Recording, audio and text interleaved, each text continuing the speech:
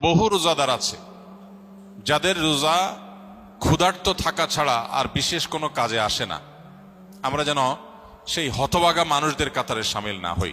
প্রিয় ভাইরা আমার, এই মাস আসার পরও যদি আমরা আমাদের গুনাহগুলো আল্লাহর কাছে মাফ করাতে না পারি, চোখের পানি ফেলে দোয়া করে কান্নাকাটি করে সিজদায় গিয়ে একান্তে নিরিবিলি আল্লাহর সাথে যদি এই মাসেও কথা বলতে না পারি, তাহলে জীবনে আর কখনো এই সুযোগ হওয়ার আশা বড় দুরূহ।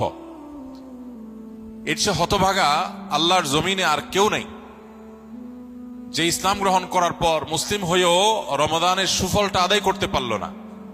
তার চেয়ে হতভাগা আর কেউ নেই।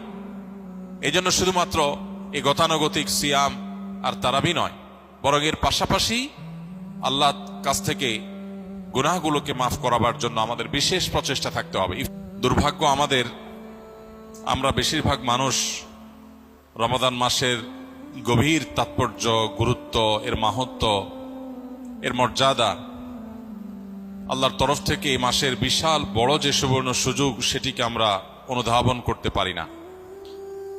আমাদের রমাদান সাধারণত 4টি কাজকে ঘিরেই হয়ে থাকে। আমরা সচরাচর রমাদান মানে মনে করি বেশি থেকে বেশি দিনে রোজা রাখা, সিয়াম পালন করা, রাতে তারাবির সালাত আদায় করা, আর সন্ধ্যায় ইফতার এবং ভোরে সাহারি করা। এই 4টি জিনিসের নামই শুধুমাত্র আমরা রমাদান মনে করি, অথচ রমাদান শুধুমাত্র এই 4টি ইবাদতের মধ্যেই সীমাবদ্ধ নয়। রমাদান এসেছে আমাদের সারা বছরের ঘাটতি পুষিয়ে নেওয়ার জন্য।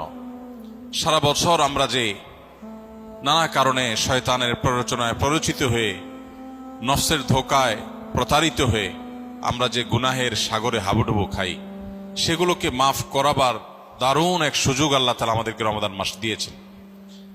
এবং সেই সাথে সারা বছর নেকামল করার যে সুবর্ণ সুযোগ আল্লাহ দিয়েছেন, সেগুলো আমরা হাতছাড়া করার পর বছরের সবচেয়ে বড় রিকভার করার মাস হলো, সময় হলো, মৌসুম হলো রমাদান মাস। এজন্য এই মাসটি হলো ইবাদতকারী, ইমানদার, মুসলিম এবং জান্নাত প্রত্যাশী মানুষদের ইবাদতের মৌসুম, নেকামলের সিজন।